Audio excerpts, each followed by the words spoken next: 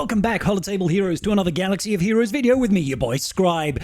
Going back over to the free-to-play account that I've been playing now for 18 days, coming up on 3 weeks, 2.5 weeks, depending on how you want to look at this, and we hit level 85 already. This, quite literally, used to take about 3 months. It used to take like 3 months to go from level 1 all the way over to level 85, and I hit it in about 18 days.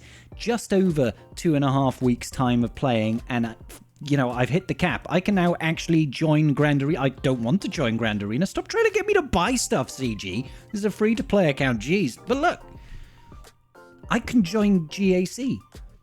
And whilst that is cool, yeah, I don't have a team. I've got nothing I can use, man.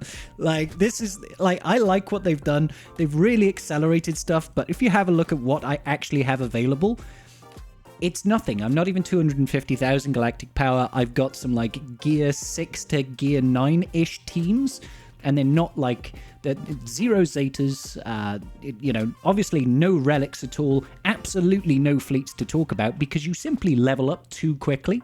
So I don't have anything of real power to actually compete. I joined Territory War without realizing that my teams didn't actually meet the power threshold for me to actually use them within Territory War. So I was completely useless and couldn't get any rewards either. So it was a very interesting prospect. However, what I will say is that, you know, my progression, my farming plans are still going ahead and they're going quite well.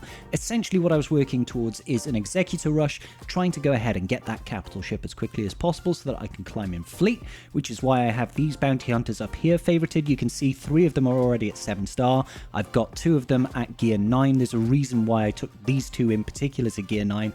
Mostly because they also have ships that are very valuable. You've got Boba Fett's Slave 1, very, very good early game ship. You've got Bosk and his Houndstooth, and this was, I was so frustrated with this, guys. Look at this, 23 out of 25. I did 10 sims of this today at 23 out of 25.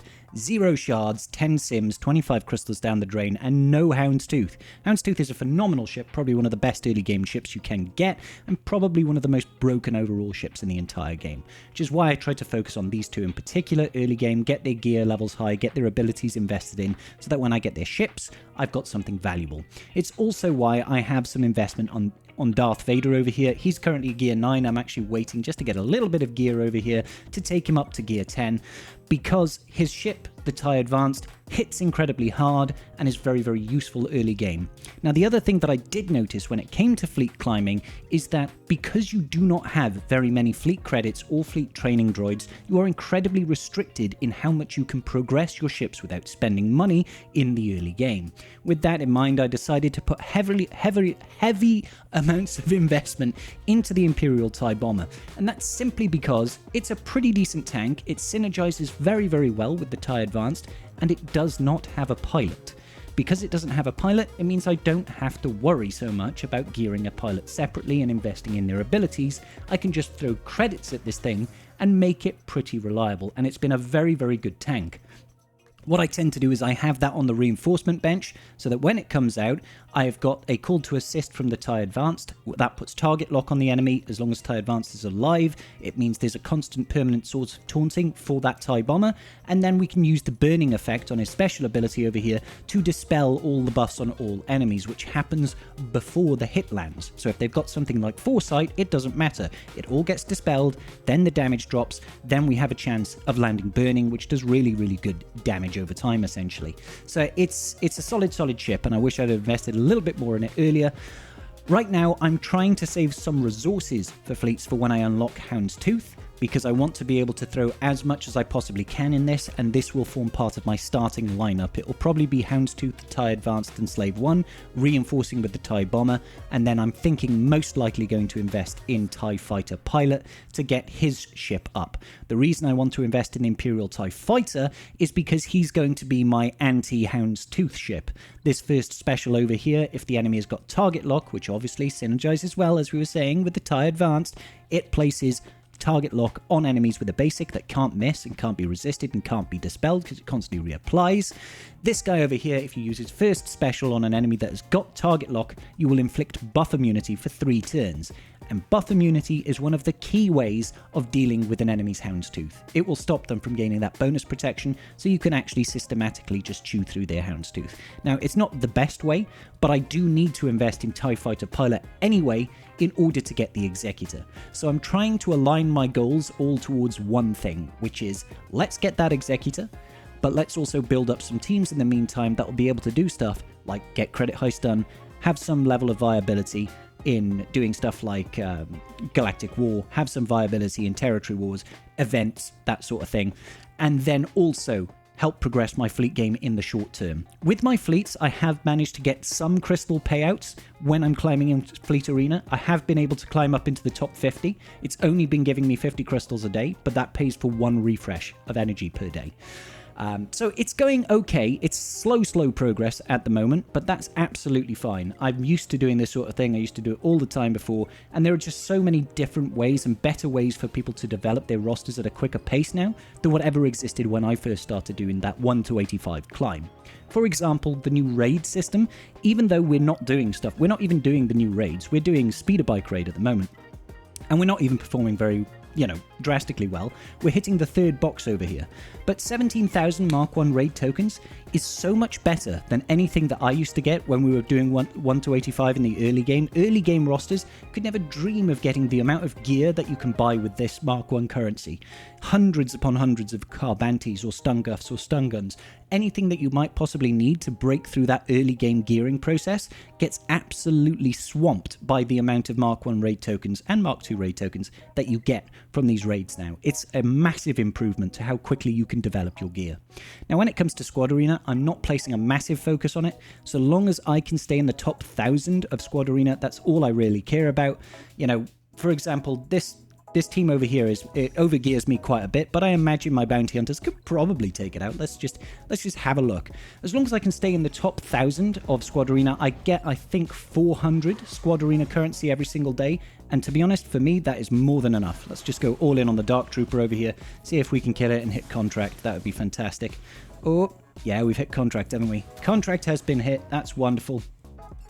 Who do I think is a threat? I kind of want to get rid of Vader because he's massive damage. So boom, this is another reason why I invested in these teams.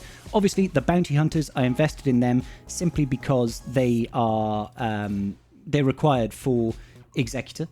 I also invested in Grief and Mando, partially because they're just really good with bounty hunters, but mostly because you need them to unlock Beskar Armor Mando, which is going to be required for the Razor Crest, which in turn is also going to be required... Oh, let's execute Boba. Oh, that was sick. Which is also going to be required as a default starting ship for the Executor when I unlock him. So it just felt good synergy to try and get these characters up together. They're a decent team. I could have just invested fully into the Phoenix, which I've got like partial investment in right now, trying to get those guys up to 7 stars, in particular being slowed down at the moment by Captain Rex. Captain Rex is slowing me down because he is obviously just a hard node farm. I've just got to get the shards where I can for him. If we can just get rid of Moff Gideon and we can put it on auto. So, yeah, slowly building up Captain Rex. Once they've got all them to 5 stars, I'll be able to unlock Thrawn and Palpatine. Do I invest in them? Probably not straight away, truth be told, because I don't care about the squads so much. I care about more boosting my performance towards getting, my Executor, which means I need to have more of a focus on things like capital ships and ships in general. Overall, I'm enjoying this new player experience. It's been fun, it's been different, it's been enjoyable. I'm excited to see how much I'm going to get my ass kicked in Grand Arena when it does kick off.